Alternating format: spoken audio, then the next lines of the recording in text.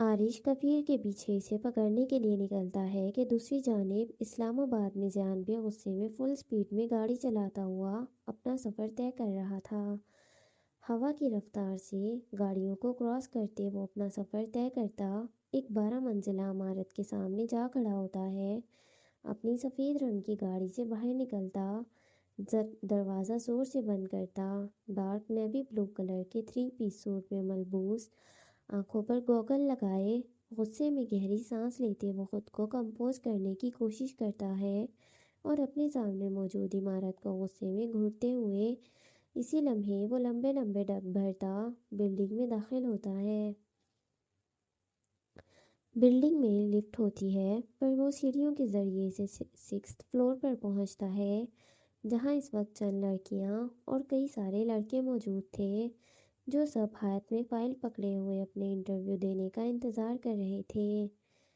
ज़ियान जैसे ही इस फ्लोर पर आता है, इसकी सांसें फूली हुई थीं। वो गहरी गहरी सांस लेते हुए ज़ियान छोटे छोटे कदम उठाए अपनी नज़रें अतराफ में दौड़ाते हुए मुसलसल आगे की तरफ बढ़ता है, जब तक इसकी आंखों के सामने वो वजूद नहीं आता जिसको देखने के लिए वो जल्दबाजी में आया था। अपने अतराफ में देखते हुए वो आगे की तरफ खामोशी से बढ़ता जाता है कि सामने मौजूद इंटरव्यू देने वाले लोगों की नज़रें ज़ियान पर ठहरने लगती हैं। सूट बूट में मलबूस ज़ियान की पर्सनैलिटी बेहद पुरकशिश लग रही थी। ज़ियान कुछ बोलता इससे पहले ही बानी का नाम पुकारा जाता है, जिस पर बानी जिंक कलर की लॉन्ग फ्रॉक पहने हुए, सर पर दुपट्टा ओढ़े, दोनों कंधों पर शॉल ओढ़े, हाथ में पकड़ी अपनी फाइल को देखते हुए दीवार की दूसरी तरफ से निकलती हुई आती है और ऑफिस में जाने के लिए बढ़ती है। बानी को देख ज़ियान के माथे पर आए परेशानी के बल हटने लगते हैं। अपनी आंखें बंद किए खोल कर ज़ियान खुद को कंपोज करता है और बानी के ऑफिस में दाखिल होने से पहले ही वो इसके सामने आकर खड़ा होता है और इससे पूछता है, यहाँ क्या कर रही हैं आप? अपनी आंखों से चश्मा उतारते हुए पूछता है। जॉब के लिए आई हूँ। ज़ियान को अचानक से देखकर बानी हैरानगी से जवाब देती है, जॉब? किस लिए? अपने दोनों हाथों की मुट्ठियां मजबूती से भींचते हुए पूछता है। जाहिर है अपने अखराजात के लिए तुम पर बोझ तो नहीं रह सकती ना मैं। बानी कहते ही इसी लम्हे ऑफिस रूम में जाने के लिए ज़ियान को क्रॉस करने लगती है कि ज़ियान बानी की कलाई पकड़े इसे रोक देता है और वापस अपने सामने खड़ा करता है। मना किया था ना मैंने आपको कोई भी काम करने से। फिर? हाँ लेकिन। लेकिन क्या? लगता है कि मेरा अच्छा रूप आपको पसंद नहीं आ रहा, तभी मेरी बात समझ में नहीं आई आपके। हाँ? ज़ियान गुस्से में कहते हुए बानी की तरफ एक कदम आगे की जानिब बढ़ाता है। इस इस इस इस तरह बात क्यों कर रहे हो और मेरी तरफ क्यों आ रहे हो? ज़ियान के सख्त लहजे, इसकी आंखों में गुस्सा देख बानी डरे हुए अंदाज में बौखला कर पूछती है, आपका होने वाला शौहर हूँ ना मैं। आपके पास भी आ सकता हूँ और जैसे दिल चाहे वैसे बात भी कर सकता हूँ। रोकने की कोशिश हरगिज़ मत करना, क्योंकि आपको ही मेरा अच्छा अंदाज पसंद नहीं आ रहा तो भुगतिए। बानी की कलाई को मजबूती से अपने हाथ में पकड़े ज़ियान वहाँ मौजूद लोगों के सामने सबको नज़रअंदाज करते हुए बानी से बोलता है, "म- मेर, मेरी मेरी तरफ मत बढ़ो, दूर रहकर बात करो।" अपनी नसें झुकाते हुए बानी कहती है और अपना हाथ ज़ियान से छुड़वाकर अपने कदम पीछे की तरफ उठाती है। दूर रहने का वक्त गया, अब बस करीब आऊँगा और बेहद करीब आऊँगा। रुक रुक रुक जाओ। वो ज़ियान को अपनी तरफ आता देख अपने कदमों को पीछे की तरफ उठाते हुए हाथ से रुकने का इशारा करते हुए बोलती है, रुकने का वक्त गया होने वाली बेगम साहिबा, अब सिर्फ मिलन का वक्त आएगा। दूर से मेरी बात सुनाई तो दी जाती है लेकिन वो समझ में नहीं आती। अब मैं करीब, बेहद नज़दीक से एक एक बात तफसील से समझाऊंगा ताकि मुझे दोबारा वो बात दोहराने का मौका ना मिले। ज़ियान सख्त नज़रों से बानी को देखकर अपने एक एक अल्फाज पर जोर देते हुए कहता है, ज़ियान की आंखों में नरमी की जगह आज पहली बार सख्ती देख बानी कुछ लम्हों के लिए साकित रह गई थी, पर अपने पास मौजूद लोगों के खुसफुसाने की आवाज़ पर वो जल्द ही होश की दुनिया में वापस आती खुद को कंपोज करती है और इसी लम्हे गुस्से में सीढ़ियों की जाने बढ़ जाती है। बानी को अपने सामने से जाता देख ज़ियान गुस्से में भरी निगाहों से वहां मौजूद लोगों को देखता है, जिसकी नज़रें बानी पर थीं।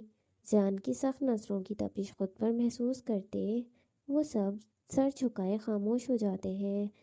इन सब को खामोश देख ज़ियान बानी के पीछे आता है, जो गुस्से में सीढ़ियों से नीचे उतरती जा रही थी। लंबे लंबे कदम रखता वो सीढ़ियों से नीचे आता बानी के पास आता है और इसके बाजू पकड़े इसे रोकता है कि इतने में बानी गुस्से में अपनी बाजू छुड़वाती हुई जान को खुद से दूर करती है और गुस्से में बोलती है, दूर रहो मुझसे, मेरे करीब मत आओ। बानी गुस्से में कहती हुई हाथ में पकड़ी फाइल ज़मीन पर फेंकते हुए कहती है, ज़रूरत नहीं होती तो पहले ही आपसे दूर हो जाता, लेकिन ज़ियान फाइल की तरफ देखते हुए इसके ऊपर से गुजरकर बानी की तरफ कदम बढ़ाते कहता है। ज़ियान की इस हरकत पर बानी हैरान होती इसी लम्हे अपने कदम पीछे की तरफ उठाने लगती है, लेकिन कुछ नहीं, मैं बोल रही हूँ ना कि दूर रहो, मेरे नज़दीक मत आओ। वजह, जब आपके करीब आने का हक है तो क्यों ना आऊँ? तुम्हें मैंने कोई हक नहीं दिया, बेहतर है हमारे दरमियान फासला कायम रखो। बानी कहती है कि इतने में इसकी कमर दीवार से जा लगती है। हक तो आप दे चुकी हैं, अब इनकार करने से कोई फ़ायदा नहीं होगा।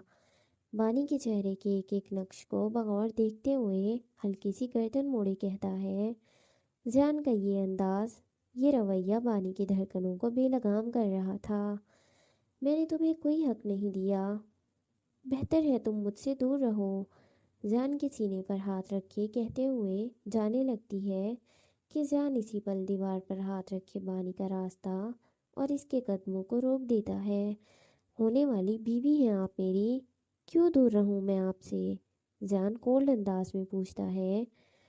जिस दिन मुझे अपनी बीवी बना लोगे ना, उस दिन तुम्हें हक मिल जाएंगे। इससे पहले मुझे हाथ लगाने की ज़रूरत नहीं है। हाथ तो मैंने अब तक वैसे भी नहीं लगाया है आपको। अलबत्ता अब अभी आपका सिर्फ रास्ता ज़रूर रोका है मैंने।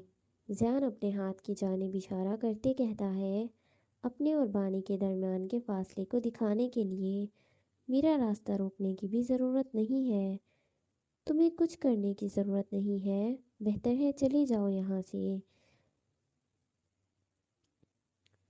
इससे पहले कि मैं तुमसे निकाह ना करने का इरादा बना लूँ। गहरी सांस लेती हुई बानी खुद को कंपोज करते कहती है, एक के बदले हज़ार इरादे बना लें, अगर मुझे रोक सकती हैं तो कोशिश करके देख लें। जान इंतहाई पुरसुकून अंदाज में कहता है, यहाँ से उठा कर ले जाऊँगा और 1 घंटे के अंदर अंदर आपसे निकाह भी कर लूँगा। जान बानी की आंखों में देखते हुए इसके चेहरे की जानिब हल्का सा झुकाव करते कहता है, धमकी दे रहे हो तुम मुझे? जैन की आंखों में आंखें डाले पूछती है, हाँ, दे रहा हूँ। मुझे आजमाने की कोशिश मत करें आप। अब आजमाइशों से डरने वाला नहीं हूँ मैं, इनका मुंह तोड़ने वाला आदमी हूँ। जो चीज़ अब मुझसे जितनी दूर जाने की कोशिशें करेगी ना, उसे खुद में कैद कैसे करना है ये मैं आपको अच्छे तरीके से बताऊँगा फिर। चले मेरे साथ। दीवार से हाथ हटाता उसकी कलाई मजबूती से पर धीमी गिरफ्त से पकड़े कहता है, हाथ छोड़ो मेरा, मुझे तुम्हारे साथ कहीं नहीं जाना। अपना हाथ छुड़वाने की कोशिश करते हुए बानी कहती है, लेकिन जान की गिरफ्त ढीली थी, पर इतनी भी नहीं कि बानी खुद को इससे दूर कर सके। मैंने आपसे पूछा नहीं है, मैंने आपको कहा है कि चले मेरे साथ। जियान बानी के चेहरे की तरफ देखते सख्ती से बोला, मैंने भी तुम्हें कह दिया ना कि मुझे तुम्हारे साथ कहीं नहीं जाना, समझ नहीं आता तुम्हें? हाथ छोड़ो मेरा। ज़ोर से हाथ खींचकर निकलवाने की कोशिश करते कहती है, नहीं छोड़ूंगा। अगर छुड़वा सकती है तो कोशिश करके देख ले। मसला क्या है तुम्हारे साथ? क्यों ज़बरदस्ती कर रहे हो तुम मेरे साथ? बानी बोल ही रही थी कि जान से कलाई से खींचते हुए زور سے اپنی طرف کھینچتا بانی کو سیڑھی کے بالکل کونے پر کھڑا کرتا ہے اور خود بھی کنارے پر آتا بانی کو اپنے سینے میں پن کرتا اس کے الفاظوں کے ساتھ ساتھ اس کی سانسوں پر بھی قفل لگا جاتا ہے۔ زبردستی ابھی تک میں نے کی نہیں ہے اور مجھے مجبور بھی مت کریں زبردستی کرنے پر، شرافت سے چلیں۔ بانی کی چادر کے اوپر سے اس کی کمر پر ہاتھ رکھے کولڈ انداز میں آنکھوں میں دیکھتے ہوئے کہتا ہے، پاگل ہو گئے ہو کیا؟ کس حق سے تم مجھ پر حکمرانی کر رہے ہو؟ بانی سیڑھیوں سے نیچے کی جانب دیکھتے ہوئے بولتی ہے، آپ میری ہیں اور یہ بات کافی ہے آپ پر حکمرانی کرنے کے لیے۔ میں تمہاری نہیں ہوں اور اب مجھے بننا بھی نہیں ہے، بہتر ہے مجھے چھوڑ دو۔ زیان اب کی بار تھوڑا سا نرم لہجے میں کہتا ہے، اب پہلے ہی میری بن چکی ہیں، یہاں آپ کے لیے بہتر آپ کے لیے یہی رہے گا کہ مجھے غصہ مت دلائیں۔ میں کب بنی تمہاری؟ تمہارا اور میرا ایسا کوئی رشتہ نہیں ہے جو تم مجھے اپنا بولو۔ بانی بھی جان کی باتوں پر طیش میں مبتلا ہو کر بولتی ہے، رشتہ تو بن گیا تھا نا جب آپ نے مجھے شادی کے لیے پرپوز کیا تھا اور میں نے ہاں کی تھی۔ اس دن سے آپ میری ہو چکی ہیں، آپ سے جڑی ہر چیز، ہر شخص کے ساتھ۔ زیان بانی کی طرف بڑھتے ہوئے اپنے درمیان نہ ہونے کے فاصلے کو بھی ختم کرتے بولتا ہے، ایسا ایسا ایسا کچھ نہیں ہے۔ کیوں؟ شادی نہیں کرنی اب؟ بانی بولتی اس سے پہلے ہی زیان اس کی بات کاٹے بول پڑتا ہے، میرا م- میرا صبر مت آزماؤ۔ بانی غصے میں لب بھیجتے کہتی ہے، جو میں پوچھ رہا ہوں اس کا جواب دیں، مجھ سے شادی کرنی ہے یا نہیں؟ اگر آپ ابھی انکار کریں گی مجھ سے شادی کرنے کے لیے، میں ابھی اسی لمحے آپ کو یہاں چھوڑ کر چلا جاؤں گا۔ بتائیں، مجھ سے شادی کرنی ہے یا نہیں؟ زیان کی آنکھوں میں وحشت نمایاں تھی۔ بانی کی آنکھوں میں آنکھیں ڈالے سخت طیش بھرے انداز میں پوچھتا ہے، جس پر بانی کچھ بھی کہنے کے بجائے خاموشی سے اس کے چہرے کو دیکھتی جاتی ہے۔ اگر کرنی نہیں ہوتی تو تمہارے ایک بار کہنے پر میں یہاں نہ آتی، لیکن اس کا یہ ہرگز مطلب نہیں ہے کہ میں تمہاری کوئی غلام ہوں جس پر تم غصہ کرو گے یا جو دل میں آئے وہ کرو گے۔ ایسا نہیں ہے، جب تک مجھے اپنے نکاح میں تم نہیں لے لیتے مجھ پر اپنا حق مت جتاؤ۔ اگر آپ میری بات آرام سے مان جائیں گی تو میں آپ کے ساتھ نہ کوئی زبردستی کروں گا اور نہ ہی کسی قسم کا حکم چلاؤں گا۔ رہی بات حق جتانے کی، سوری، یہ تو ناممکن ہے۔ جب بات نہیں مانیں گی تو حق سے بات منواؤں گا اور مجھے پہلے والا زیان سمجھنے کی غلطی ہرگز مت کریے گا۔ جو مجھے چاہیے وہ مجھے اب چاہیے۔ بہتر ہے کہ آرام سے، شرافت سے میرے ایک بار کہنے پر میری بات مان لی جائے، ورنہ جو انجام ہوگا اس کی کوئی گارنٹی نہیں ہے۔ اسی لیے مجھے مزید غصہ مت دلائیں اور چلیں خاموشی سے۔ غصہ؟ زبردستی تم میرے ساتھ کر رہے ہو اور غصہ میں تمہیں دلا رہی ہوں؟ چھوڑو مجھے اس سے پہلے کہ میں یہاں لوگوں کو جمع کر لوں۔ آپ کو لگتا ہے کہ یہ لوگ آپ کو مجھ سے دور کر سکتے ہیں؟ ہاں، کر سکتے ہیں، بانی اٹل لہجے میں کہتی ہے۔ دونوں ایک دوسرے کی آنکھوں میں آنکھیں ڈالے بولے جاتے ہیں، یہ نہیں کر سکتے میری جان، ان میں سے کسی میں بھی دم نہیں ہے کہ آپ کا ہاتھ میرے ہاتھ سے چھڑوا سکے، جبکہ میرے پاس پورا حق ہے اس ہاتھ کے ساتھ ساتھ آپ کو بھی مضبوطی سے تھامنے کا۔ بانی کی کمر پر رکھے ہاتھ کا حصار اور تنگ کرتے ہوئے اسے خود کے مزید قریب کرتے ہوئے بولتا ہے، پر میں نے تمہیں ایسا کوئی حق نہیں دیا، سمجھ کیوں نہیں آ رہا تمہیں؟ میں تم سے شادی صرف اور صرف اپنے بیٹے کے لیے کرنا چاہتی ہوں، اس سے زیادہ کچھ اور نہیں۔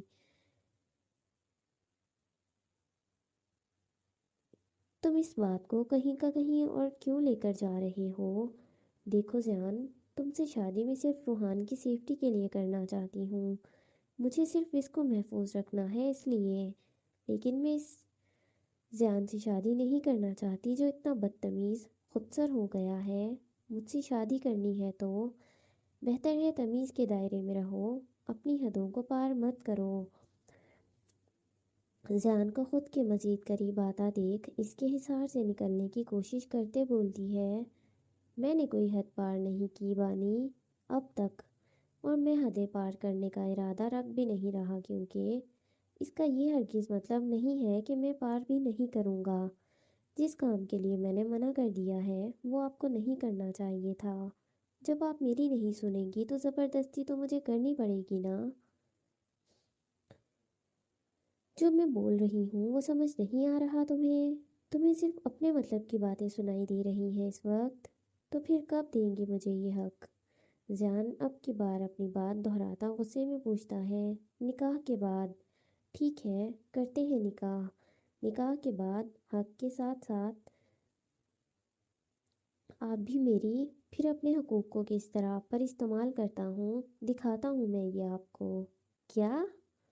بانی کہتی ہے کہ جان دوسری بازو کا حصار بھی اس کی کمر پر باندھتے ہوئے بانی کو سائڈ پر کرتا زمین پر گری اس کی فائل اٹھاتا ہے، اور دوبارہ کچھ بھی بولنے سے پہلے بانی کا ہاتھ اس کے ہاتھ کے خالی جگہوں کو اپنی انگلیوں سے پر کرتے ہوئے اسے ساتھ لیے سیڑھیوں سے نیچے اور پھر سیدھا اپنی گاڑی کی طرف لیے بڑھتا ہے۔ بانی اسے روکنے کی کوششیں کرتی جاتی ہے، پر اب جان پر کسی قسم کی کوئی بات اثر نہیں کر رہی تھی۔ ایک واقعے نے اس نرم مزاج زیادہ باتیں کرنے والے لڑکی کو سخت، سنجیدہ، کم گو، مغرور اور انا پسند مرد بنا دیا تھا۔ 3 پیس سوٹ میں جان کی پرسنالٹی میں 4 چاند لگ گئے تھے۔ وہ ایک نوجوان پرکشش شخصیت لگ رہا تھا، وہ شخصیت جس نے پچھلے 2 دنوں سے کئی لوگوں کا سکون برباد کر رکھا تھا۔ بزنس کی دنیا میں قدم رکھے 2 ہی دن ہوئے تھے، لیکن اس نے اپنے بزنس کا نظام مکمل طور پر تبدیل کر دیا تھا۔ اپنی بدلی شخصیت کی وجہ سے اس نے اسلام آباد میں اپنے نام کے چرچے مشہور کر دیے تھے۔ سائیں خان کے چھوٹے بیٹے عارش خان کے چھوٹے بھائی سے وہ افضیان خان کا سفر طے کر گیا تھا۔ اب اس کی بات کو نظر انداز کرنے کی کوشش بھی وہ سب پر حرام کر چکا تھا۔ بانی کو اپنی گاڑی میں بٹھاتے ہوئے وہ سیدھا اپنے گھر لے جانے کے لیے راستے پر نکل پڑتا تھا۔ بانی سے شادی کرنے کا اس کا ارادہ بن گیا تھا، اب وہ پیچھے ہرگز نہیں ہٹنے والا تھا۔ میرا اس وقت بالکل موڈ نہیں بن رہا ہے مزید کسی سے لڑائی کرنے کا۔ بہتر ہے میرے سامنے سے خود ہٹ جاؤ، ورنہ تم اچھے سے جانتے ہو کہ میں غصے میں کس طرح کی ہو جاتی ہوں۔ ادا اپنے سامنے کھڑے دھراب کو دیکھتے ہوئے اپنی شرٹ کے بازو کوہنیوں تک فولڈ کرنے لگتی ہے، اور تم بھی اچھے سے جانتی ہو کہ پیسے کے لیے میں کچھ بھی کر سکتا ہوں، کچھ بھی۔ جب بات کام کی ہوتی ہے تو میں کام مکمل کر کے ہی پیسے لیتا ہوں، اور مجھے اپنے پیسے چاہیے، اس لیے تمہیں مارنا ضروری ہے میرے لیے۔ اگر تم آسانی سے مر جاؤ گے میرے ہاتھوں سے تو ٹھیک رہے گا۔ میرا بھی آج کل لڑائی کرنے کا کوئی موڈ نہیں ہے۔ ٹھیک ہے؟ دراب اپنے ہاتھوں میں پکڑا گنز والا بیگ زمین پر رکھتے ہوئے کہتا ہے، مطلب کہ ہم دونوں ہی اپنی بات پر قائم ہیں۔ میرا مرنے کا ارادہ نہیں ہے، کیونکہ میں اپنے شوہر سے زندہ سلامت واپس آنے کا وعدہ کر کے آئی ہوں۔ اگر مجھے کچھ ہو جائے گا تو میرا شوہر تمہیں زندہ نہیں چھوڑے گا، اور اگر تم نے اسے ہاتھ بھی لگایا تو کیا؟ تم مرنا نہیں چاہتی اور میں تمہیں زندہ چھوڑنا نہیں چاہتا۔ سوچ لو کیا کرنا ہے، وقت ہے تمہارے پاس تھوڑا سا۔ زمین پر گھٹنوں کے بل بیٹھتے ہوئے دراب اپنا گنز والا بیگ کھولے، اس میں سے ایک چھوٹی گن نکالے، اس میں گولیاں بھرتے ہوئے بولتا ہے، 1 کروڑ لو اور خاموشی سے راستے سے ہٹ جاؤ۔ میرا بالکل ارادہ نہیں ہے تم سے لڑائی کرنے کا، پلیز۔ تو تمہاری جان کی قیمت بس 1 کروڑ ہے؟ ادا کی بات پر دراب واپس کھڑے ہوتے ہوئے ہلکا سا طنزیہ انداز میں مسکرا کر بولتا ہے، میری نہیں پاگل آدمی، تمہارے کام کی اتنی اوقات ہے؟ تمہیں فائدہ پہنچائے؟ تمہیں فائدہ چاہیے، پیسے چاہیے، میں پیسے دے رہی ہوں، پیسے لو اور شکل گم کرو اپنی، ورنہ تم اپنی شکل تو دور اپنا وجود کسی کو دکھانے کے لائق نہیں رہو گے، کیونکہ میں تمہیں زندہ نہیں چھوڑوں گی۔ اپنے دونوں ہاتھ سینے پر باندھے ادا دراب کی آنکھوں میں آنکھیں ڈالے اسے اپنی طرف بڑھتا دیکھ کر بولتی ہے، تم کچھ زیادہ ہلکے میں نہیں لے رہی مجھے اس وقت؟ کیا لگتا ہے میں تمہارے دیے گئے پیسوں کی وجہ سے اپنی پہلے والی ڈیل ختم کر دوں گا؟ دراب ادا سے چند فاصلے پر کھڑا ہوتے ہوئے بولتا ہے، تو کیا میں کچھ غلط بول رہی ہوں؟ ادا آپ کی بار چند قدم دراب کی جانب اٹھاتے ہوئے مسکرا کر کہتی ہے، جس کا جواب دینے سے پہلے دراب کچھ دیر کے لیے خاموش رہتا ہے اور پھر ہاتھ میں پکڑی گن اپنے کوٹ کے نیچے کرتا اپنے پیچھے کی جانب پینٹ میں لگائے خالی ہاتھ ادا کی طرف بڑھاتا ہے۔ بالکل بھی نہیں، پیسے کے لیے تو میں جان لے سکتا ہوں، تو پیسے کے لیے میں جان چھوڑ بھی سکتا ہوں۔ اصولوں کا کیا ہے، وہ تو بنتے ہی ٹوٹنے کے لیے ہیں۔ پھر 2 کروڑ یہاں کے حساب کے چاہیے، ٹھیک ہے؟ پیسے ٹرانسفر کرو، تمہاری جان چھوڑ دی سمجھو۔ ادا سے ہاتھ ملانے کے لیے دراب اس کی جانب ہاتھ بڑھائے کھڑا ہوتا ہے۔ دنیا ختم ہو جائے گی لیکن تمہارا لالچ ختم ہونے کا نام نہیں لیتا دراب، حد ہے۔ کبھی کبھی نہ پیسے کے لیے کسی کے لیے کام کر لیا کرو، لیکن نہیں، تمہیں تو موت آ جائے گی اگر بنا پیسوں کے کبھی کسی کے لیے کچھ کر دو تو۔ ادا کہتے ہوئے اپنی پینٹ کی جیب کی طرف ہاتھ مارتی ہے لیکن اس کا فون اس وقت اس کے پاس نہیں تھا۔ اپنی خالی جیب دیکھ تھکے ہوئے انداز میں گہری سانس لیتی ہے۔ کام کام ہے، کام کے درمیان تم کسی اور تعلق کو بیچ میں نہیں لا سکتی ہو۔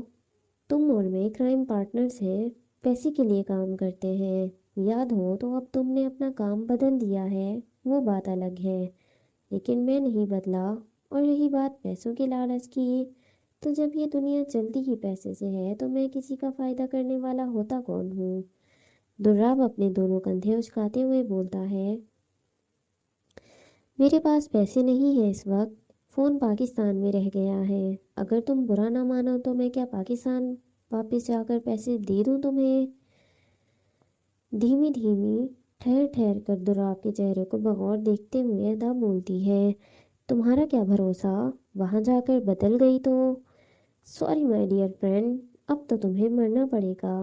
زندہ رہنے کا آپشن دیا تھا میں نے تمہیں، اب وہ تمہارے کام نہیں آ رہا، تو میں کیا کر سکتا ہوں؟ تمہاری قسمت میں موت ہے تو مر جاؤ، پر میں اپنے پیسوں کے معاملے میں کمپرومائز نہیں کر سکتا۔ خدا حافظ۔ دراب کہتے ہی واپس اپنی کوٹ کے نیچے رکھی گن کو نکالنے لگتا ہے۔ وہ گن باہر نکالتا اس سے پہلے بینک کے دروازے دوبارہ کھل جاتے ہیں جہاں سے آریان کو نکل کر آتا دیکھ دراب کی مکمل طور پر توجہ آریان کی طرف جاتی ہے۔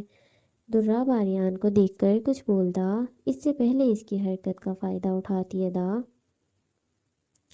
دراب کے پیچھے آتی اس کی گردن کو زور سے اپنے ہاتھوں میں پکڑے اسی لمحے موڑ دیتی ہے، لیکن اسے مارنے کے لیے نہیں، صرف اسے اس وقت بے ہوش کرنے کے لیے۔ دراب جیسے ہی بے ہوش ہوتا ہے ادا اسے زمین پر آرام سے گراتی اس کی پینٹ میں لگی گن نکالے اپنی پینٹ میں لگاتی زمین پر پڑا اپنا کوٹ اٹھاتی آریان کی طرف بڑھتے ہوئے اسے پہننے لگتی ہے۔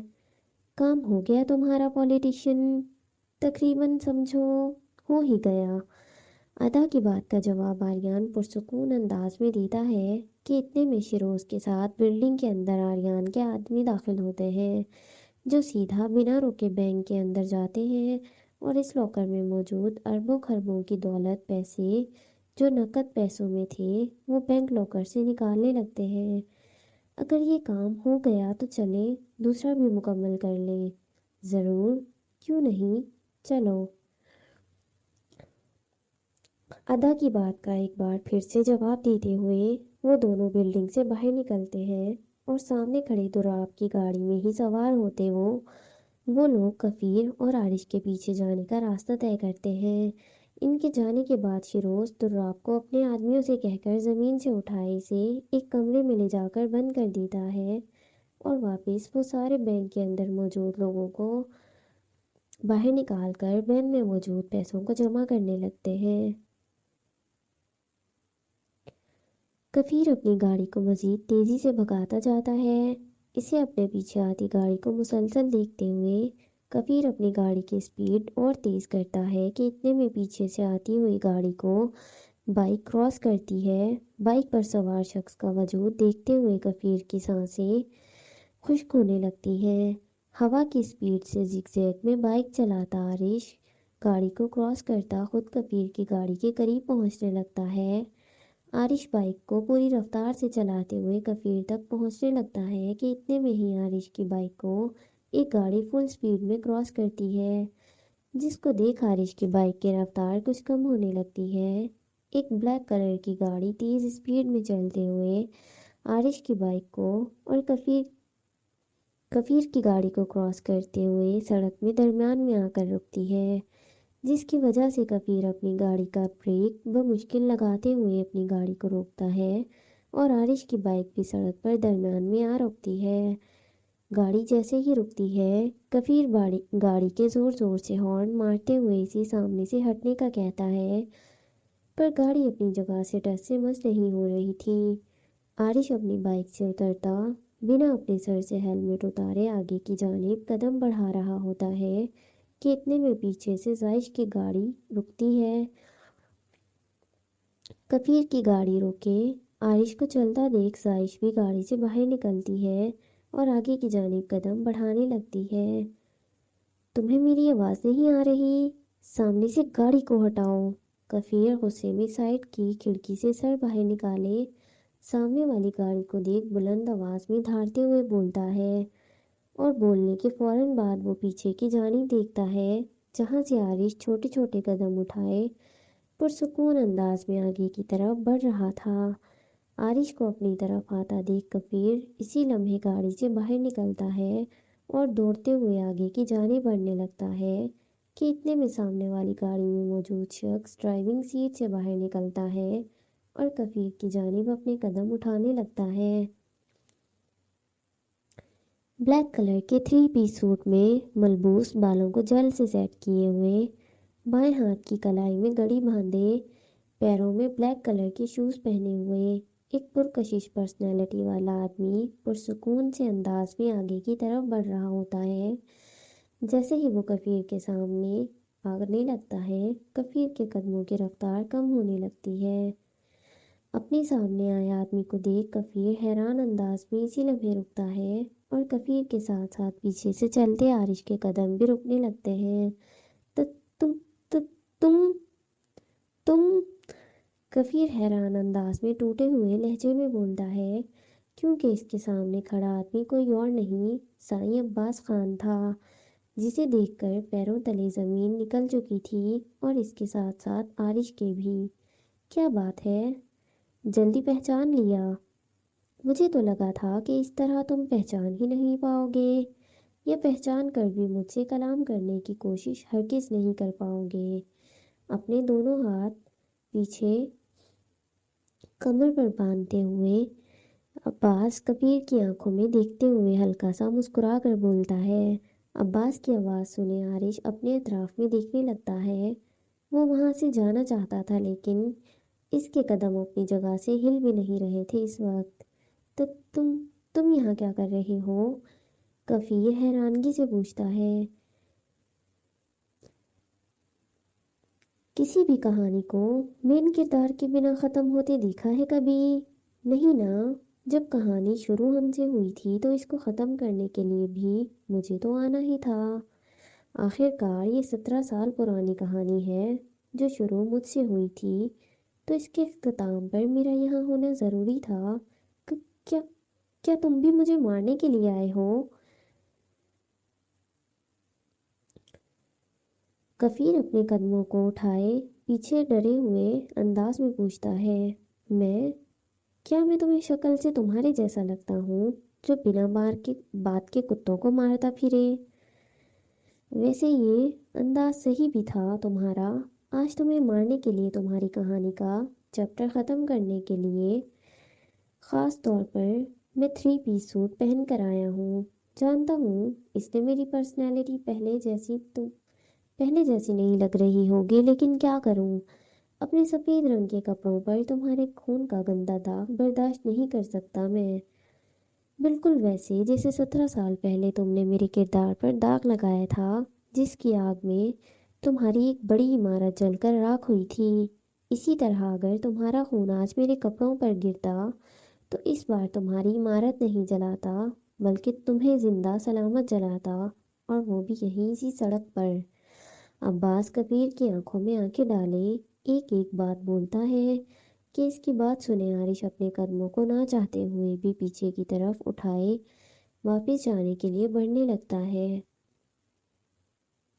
وہ چاہ کر بھی عباس کے سامنے اس وقت نہیں آ سکتا تھا۔ عارش کے دل کی دھڑکنیں ایک دم سے ہی عباس کو اس طرح سامنے دیکھ کر بے حد تیزی سے بڑھ رہی تھیں، اتنی کہ وہ اپنی دھڑکنوں کی آوازیں اپنے کانوں میں سن رہا تھا، لیکن اس میں اتنی ہمت نہیں تھی کہ وہ اپنے باپ کے سامنے جا کھڑا ہو سکے۔ اس لیے عارش عباس اور کبیر کو بات کرتا دیکھ اسی لمحے وہاں سے جانے کے لیے بڑھتا ہے کہ اتنے میں عارش کو جاتا دیکھ عباس پھر سے بول پڑتا ہے، اوئے ہیرو، اس کہانی کا اینڈ تم نے کرنا ہے یا بنا اینڈ کیے کہاں جا رہے ہو تم؟ عارش کے پش کو دیکھتے ہوئے عباس بلند آواز میں بولتا ہے، جس پر عارش کے قدم اسی لمحے رک جاتے ہیں۔ اپنے دل کے مقام پر ہاتھ رکھے وہ دھڑکنوں کو نارمل کرنے کی کوشش کرتے ہوئے گہری گہری سانسیں لیتا ہے اور اپنی دھڑکنوں کو نارمل کرتا ہے۔ میں اس کہانی کا ہیرو نہیں ویلن ہوں۔ عارش اپنے سر پر پہنے ہوئے ہیلمٹ کو اتارتے ہوئے عباس کی طرف پلٹتے ہوئے بولتا ہے، جس پر عباس کچھ بھی کہنے سے پہلے 2 پل کے لیے عارش کو سر سے پیر تک بغور دیکھتا ہے اور ایک گہری سانس لیتا سخت لہجے میں بولتا ہے، اور بولنے کے بعد وہ دونوں ایک دم خاموش ہو جاتے ہیں، ایک دوسرے کی آنکھوں میں خاموشی سے دیکھتے ہوئے وہ کچھ لمحوں کے لیے بس ایک دوسرے کو یوں ہی دیکھتے رہتے ہیں۔ عارش کو صحیح سلامت زندہ اپنے سامنے کھڑا دیکھ عباس کے دل میں سکون کی لہر دوڑ گئی تھی، لیکن اسے اس طرح کھڑا دیکھ عباس کا غصہ بھی ہر حد پار کرنے لگا تھا۔ کیا کبھی کسی ویلن کو اتنا ہینڈسم دیکھا ہے تم نے؟ نہیں نا، کیونکہ یہ سائے خان کی تربیت میں نہیں ہے کہ وہ کسی کو اچھی تعلیم دے، اچھی تربیت دے اور وہ کہانی کا ہیرو بننے کے بجائے ویلن بن جائے، ایسا ہو ہی نہیں سکتا۔ عباس عارش کی طرف قدم بڑھاتے ہوئے بولتا ہے، جس پر عارش حیران کن انداز میں عباس کو دیکھتا ہے۔ بابا، مجھے بابا کہنے کی ضرورت نہیں ہے، ہم اپنی بات بعد میں کریں گے، پہلے جو شروع کیا ہے اس کو ختم کرو۔ لیکن عباس کہتے ہوئے اپنے قدموں کو روکے دور سے پہلے عارش کو پھر پلٹ کر کبیر کو دیکھنے لگتا ہے، اب تک جو تم نے کیا ہے نا، اس کے لیے تمہیں اجازت کی ضرورت نہیں پڑی، تمہارے خیال سے وہ سب ٹھیک تھا تو چلو تمہارا خیال ٹھیک تھا، وہ ٹھیک ہوگا، لیکن اب جو تم ختم کرنے جا رہے ہو بہتر ہے اجازت لے کر ختم کرو۔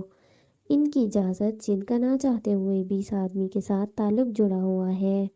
عباس کفیر کے چہرے کو دیکھتے ہوئے عارش سے بولتا ہے، اجازت لے چکا ہوں بابا، انہیں اعتراض نہیں ہے، اس آدمی کے مرنے یا جینے سے کسی کو کوئی فرق نہیں پڑتا، اس آدمی سے جس کا تعلق ہے وہ سب اس کے پیسے کی حد تک تھا، اب جب اس کے پاس پیسہ بچا ہی نہیں تو کوئی اس سے تعلق رکھے گا بھی نہیں اور رکھنے کی خواہش بھی نہیں کسی آدمی کی، اس آدمی کے اپنے خون تک کی نہیں۔ عارش عباس کی جانب قدم بڑھاتے ہوئے کفیر کو غصے بھری نگاہوں سے دیکھ کر بولتا ہے، ایک سے اجازت لے لی ہے تو اب دوسری سے بھی لے لو۔ دوسری اپنی مانتا تو نہیں ہے، وہ اس سے اپنا مانتا ہے، لیکن وہ اسے اپنا مانتی ہے، لیکن خیر کسی کی زندگی کا فیصلہ ہے، ختم کر رہے ہو تو مکمل طور پر کرو تاکہ نہ افسوس تمہیں رہے اور نہ ہی مجھے رہے۔ عباس اب کی بار عارش کے چہرے کی طرف دیکھتے ہوئے بولتا ہے، اس کی آنکھوں میں آنکھیں ڈالے، کس کی بات کر رہے ہیں آپ بابا؟ امایا کی؟ اور کس کی؟